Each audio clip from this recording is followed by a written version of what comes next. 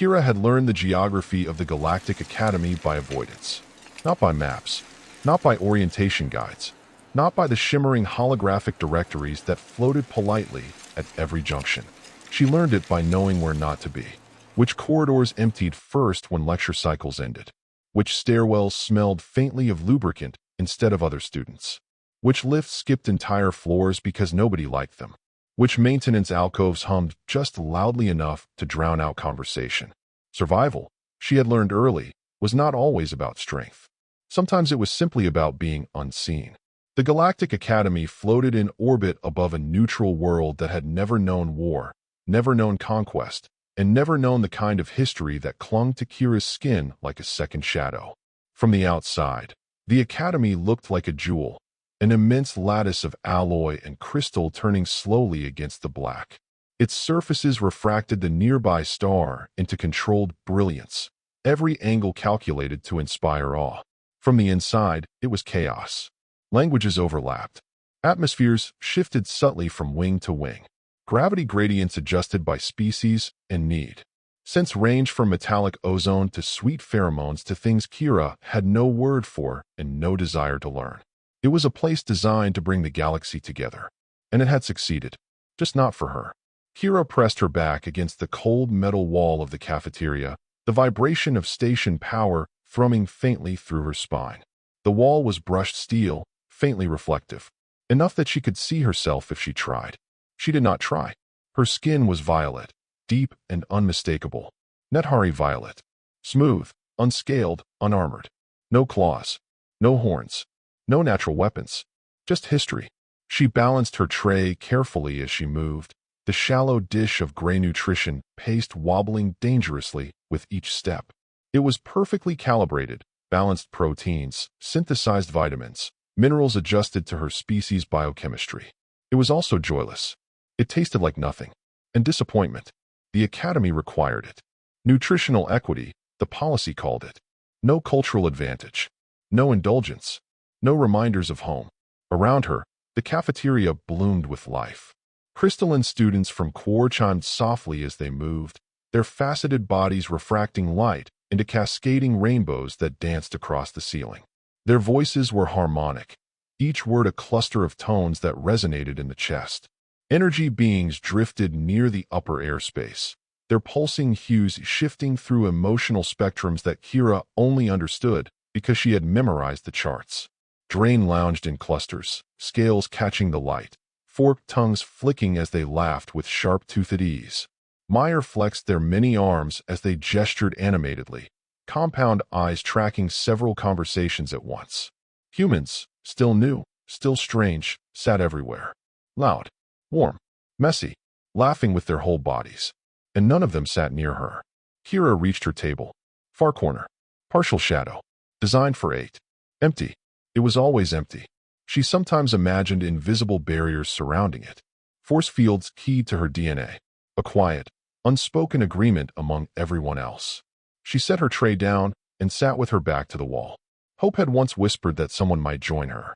That hope had faded weeks ago. Hope required energy. She had learned to ration.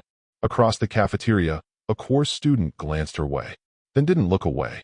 Zay. His crystalline features hardened, light within him sharpening into colder angles. Core emotions manifested physically. His grief was visible. His anger refracted.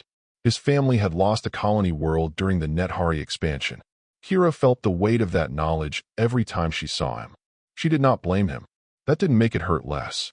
She lifted the spoon, scooped the paste, and swallowed without expression. 2 more years, she told herself. Just 2 more years. Then a degree in xenobiology. Then a lab. Somewhere quiet. Somewhere her face meant nothing. Laughter burst from a nearby table. 6 students. 6 species. 1 shared moment. Humans sat beside Drang. Velos leaned toward Meyer. A Quarchan something that made everyone else laugh, even though half of them didn't understand the language. The galaxy had moved on. Everyone except her. She activated her datapad and pretended to study. Earth biology filled the screen. Humans. The newest members of the coalition.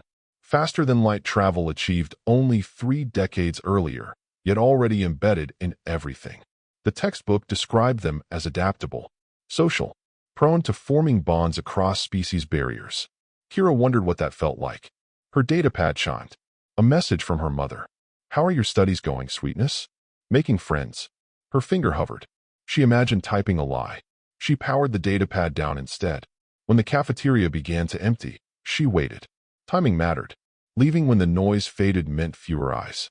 Fewer silences that followed her like shadows. She was so focused on her calculations that she didn't hear the footsteps. A tray slammed down across from her. The sound was loud, sharp, human. Kira flinched. She looked up and froze. A human sat across from her. Messy brown hair, bright eyes, a grin that suggested the universe was fundamentally amusing and had simply forgotten to tell everyone else. He was already unpacking containers from a bag that definitely violated Academy policy. Rich, warm smells bloomed into the air. Cheese, oil, something baked, something alive. "Hey," he said casually, as if this were the most normal thing in the galaxy. "That nutrition paste looks absolutely disgusting." Her throat locked. He leaned forward, completely unbothered by her silence. "You ever had pizza?" The word meant nothing. The smell meant everything. And just like that, the most dangerous thing in Kira's carefully controlled world happened. Someone chose to see her. He didn't wait for an answer. That should have been the first warning sign. The human popped open one of the containers and slid it across the table toward her, the lid releasing fully this time. Heat rolled out in a visible shimmer. Melted cheese stretched and settled. Red sauce glistened. Something herbal and sharp cut through the sterile cafeteria air like rebellion. "This," he said with reverence completely inappropriate for contraband, "is pizza. And before you ask, yes, it's worth getting expelled over." Kira stared. Her instincts screamed at her to stand, to leave, to disappear before this became something she would have to explain. Humans were unpredictable. Humans were loud. Humans drew attention like gravity wells. And attention was dangerous. Her voice came out thin, rusty from disuse. "You shouldn't sit here." He blinked, then looked around, finally noticing the empty chairs, the distance others kept, the way several heads had turned already. "Oh," he said softly. Not awkward, not apologetic, just understanding. "Well," he replied after a beat, shrugging as if the solution were obvious. "I already did." He pushed the container a little closer. "Try it. If you hate it, I'll eat it. If you like it, I'll bring more tomorrow." Her hand trembled. Nethari physiology processed nutrients differently. She'd read the warnings. Human food was dense, complex, chaotic. There were protocols, but protocols hadn't protected her from loneliness. She broke off a small piece with her fingers. The texture surprised her, soft, elastic, warm. She hesitated only a second more before tasting it. Flavor exploded. Salt, fat, acid, heat, comfort. Her pupils dilated involuntarily. Her breathing hitched. The human's grin widened. "Yeah," he said. "That's the look. First-timers always make that look." She swallowed. Slowly, carefully. "What is this?" she asked. "Culture," he replied. "Mine, anyway. Name's Tyler. Tyler Beck." He stuck out his hand. She stared at it like it might bite. After a moment, she placed her hand in his. Human skin was warm, calloused, alive. "Kira," she said. He repeated it like it mattered. "Kira." From that day forward, he came back. Every cycle. Sometimes late. Sometimes early. Sometimes breathless from running because security had almost caught him. He brought food. Real food. Pizza again. Burgers wrapped in paper that soaked through with grease. Tacos that fell apart halfway through eating them. Spaghetti in a container that leaked red sauce into his bag. Once, something called mac and cheese that made her laugh out loud before she could stop herself. The sound startled her. It startled him too. Then he laughed harder. They talked. He talked constantly. About Earth. About terrible movies and worse professors. About how humans had barely stopped arguing long enough to invent faster-than-light travel, and how nobody was quite sure how they'd pulled it off. She listened. Then she started talking too. About Nieder's violet forests and low-gravity seas. About Nethari biochemistry. About how her grandmother used to sing while working in the labs, even after everything. He didn't flinch when she said her family name. Didn't go quiet. Didn't apologize or accuse. He asked questions. He listened. And one day he said, "You know, humanity's done some pretty awful stuff too." She looked at him sharply. He didn't soften it. World wars. Genocides, slavery, nuclear weapons. We almost wiped ourselves out more than once. If history was a prison sentence, we'd still be locked up. She waited for the judgment. It never came. Pain's pain, he continued. What matters is what you do after. Something inside her shifted. Then he brought friends. Rachel first, sharp eyes, sharper tongue, brilliant mind. She argued with Kira over xenobiological adaptation models and smiled like she'd found a worthy opponent. Blake followed, dragging a stringed instrument that produced chaotic sound he called music. He asked if Nethari could hear subharmonics and immediately tried to test it. Becca came last, quiet and curious, fascinated by Kira's physiology in a way that felt respectful instead of invasive. The empty chairs filled. Others noticed. A nod in the hallway. A request for notes. An invitation to study. The academy didn't change overnight, but its edges softened. Then Professor Thane announced the Mixed Species Project. Kira's fear came roaring back, until Tyler said, without hesitation, "We've got room." And just like that, history stopped being a weapon and became a foundation. The announcement rippled through the lecture hall like a shockwave. Mixed species collaboration will be mandatory, Professor Thane said, his voice echoing through the amphitheater. Groups of 6. Final presentation will account for 40% of your grade. 40%. Kira's stomach tightened. Group work meant visibility. Visibility meant scrutiny. She could already feel the old pressure building behind her eyes, the instinct to withdraw, to vanish into the safest corner of the room and let others decide her fate without her voice. Students surged into motion, clustering instinctively. Species gravitated toward the familiar. Old friendships reasserted themselves.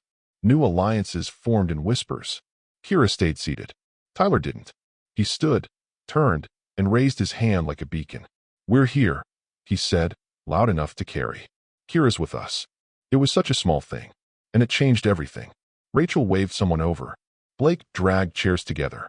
Becca smiled at Kira like this was already settled, already decided. Then, a Velos with iridescent skin and 4 eyes that tracked emotional nuance better than most species tracked motion, approached hesitantly. "Room for one more?" Ben asked. Tyler nodded without looking at Kira. "Always." Then LRA joined them, an artificial intelligence housed in a humanoid frame, coalition certified and academically terrifying. 6. A complete group. Whispers followed them as they gathered. Kira felt eyes on her back as sharply as if they were physical things. She kept her head down. Work began immediately. Their project focused on adaptive symbiosis in post-conflict ecosystems, how species recovered, rebuilt, and sometimes evolved after systemic devastation. It was perfect. Too perfect. Long nights followed. Arguments over data interpretation. Laughter when Blake tried to simplify equations into song. Midnight brownies smuggled in by Tyler. Rachel challenging every assumption. Becca carefully noting how Nethari biology adapted to stress in ways other species didn't. For the first time, Kira spoke about her grandmother without lowering her voice. About the decisions that haunted her family. About the knowledge that even good intentions could create irreversible harm. Nobody flinched. Nobody weaponized it. Then Zay stood. It happened during a preliminary presentation review. His crystalline form caught the light as he rose, angles sharp with restrained fury. "This is inappropriate," Zay said, voice ringing with harmonic intensity. A Nethari speaking on post-conflict recovery? The hall went silent. Kira felt the floor drop out from beneath her. "She benefits from the devastation her species caused," Zay continued. "Her perspective is compromised. This project is propaganda." Her breath came shallow. She waited for the professor. For protocol. For silence. Tyler stood instead. "History doesn't belong to one species," he said. "Responsibility doesn't either. If we're only allowed to study what we're innocent of, none of us get to speak." Rachel followed. Venerable Becca. Even LRA. Solidarity replaced silence. The review ended without verdict. The tribunal never truly happened. Instead, the Academy witnessed something rarer than punishment. Change. Policies were revised. Discussions opened. Students listened. By semester's end, Kira sat at a table that overflowed with voices and laughter. Species blurred together. Old grudges lost their power. She raised her cup with the others. And for the first time, she knew, home wasn't a place. It was being seen, chosen, exactly as she was. The days after Zay's accusation felt unreal. Not hostile, not welcoming, suspended. Whispers followed Kira through the halls, but they were different now. Curious instead of cutting, uncertain instead of sharp. Students who had once avoided her now hesitated, as if recalibrating something they had never consciously examined. History had been dragged into the open, and it hadn't broken her. That mattered. Professor Thane requested a private meeting. Kira almost didn't go. Tyler walked her there anyway, stopping only at the door. "I'll be right here," he said. Not dramatic, just factual. Thane studied her for a long moment before speaking. "You handled yourself with restraint," the professor said. "More than many faculty would have." Kira kept her hands folded to hide the tremor. "The academy was built to prevent history from repeating," Thane continued. "But we have confused silence with healing. Your group exposed that flaw." She looked up. "You're not in trouble," Thane said. "You're necessary." The word hit harder than any accusation ever had. Necessary. Outside, Tyler grinned like he already knew. The project consumed them after that. Not because of pressure, but purpose. They refined their models. Incorporated testimonies from core survivors. Included Nethari remorse frameworks. Mapped how trust reemerged not through erasure, but acknowledgement. Kira worked harder than she ever had. Not to prove she belonged, but because she did. The final presentation drew a full hall. Students sat on the floor. Faculty leaned against walls. Energy beings dimmed their glow to focus. When Kira spoke, her voice did not shake. She spoke of harm, of inheritance, of responsibility without self-destruction. She spoke of her grandmother, not as a monster, not as a hero, but as a warning and a lesson. She spoke of humans bringing pizza to a table that had been empty for months. Laughter rippled softly through the room. When they finished, the applause was not thunderous. It was steady, sincere. Afterward, Zay approached her. His light was softer now, refracted differently. "I still hate what your people did," he said quietly. "So do I," Kira replied. He inclined his crystalline head. "That doesn't mean I hate you." It wasn't forgiveness, but it was a beginning. By semester's end, the cafeteria table was never empty. Food varied wildly. Music played softly. Species blended until the academy felt less like a monument to cooperation and more like the thing itself. Kira sat laughing, a slice of pizza cooling forgotten in her hand. She thought of her mother's message. This time, she replied. "I'm okay," she typed. "I found my people." Across the table, Tyler raised his cup. "To being human," he said. She raised hers too. "To being more than history. To being chosen. To home." And somewhere in the vast, watching galaxy, something quietly, irrevocably changed. Years later, the table still existed. Not the same table, not the scuffed alloy surface in the far corner of the old cafeteria, but the idea of it, the gravity of it, the place where people gathered not because policy demanded it, but because they chose to. Kira stood at the edge of a new hall, one hand resting lightly on a lectern etched with coalition insignia. Beyond it stretched rows of seats filled with every shape of life the galaxy could produce. Crystalline forms shimmered beside soft-skinned beings. Energy entities hovered in patient constellations. Humans, louder as ever, occupied an entire section and pretended not to. The banner above her glowed softly. Interspecies Reconciliation Symposium. Inaugural address. She breathed in. Once, standing in front of this many eyes would have broken her. Now it steadied her. She began without notes. "I used to believe survival meant being unseen," she said, her voice carrying easily through the hall. "I memorized empty corridors. I measured my existence by how little space I occupied." A ripple of quiet recognition moved through the audience. "I am Nethari," she continued. "And for a long time, that meant I was history before I was a person." She paused. Then one day, a human sat down across from me and asked if I liked pizza. Laughter broke gently across the hall. Humans clapped, unapologetic and loud. "That moment did not erase the past," Kira said. "It did something far harder. It forced me to live with it, openly, honestly, without being crushed by it." She spoke of the academy, of Zay, of the project that changed policy across 3 institutions, of how reconciliation was not an emotion, but a practice. Daily, uncomfortable, necessary. "When we talk about unity," she said, "we often imagine grand gestures. Treaties, declarations, historic apologies. Her gaze swept the hall. But the future is built at tables, at shared meals, in questions asked without fear of the answer. She stepped back from the lectern to a standing ovation. Later, in a quieter corridor, Tyler waited. Older now, a few lines at the corners of his eyes. Same grin. Still can't believe that worked, he said. What? She asked. Pizza, as a diplomatic tool. She laughed, freely. They walked together, past students who nodded, who smiled, who didn't see a symbol anymore. Just Kira. At the exit viewport, she paused and looked out at the stars. Home wasn't neater. It wasn't Earth. It wasn't the Academy. Home was a choice, made again and again. To sit down, to ask, to share. And somewhere, at a table in a crowded hall, an alien girl was no longer sitting alone.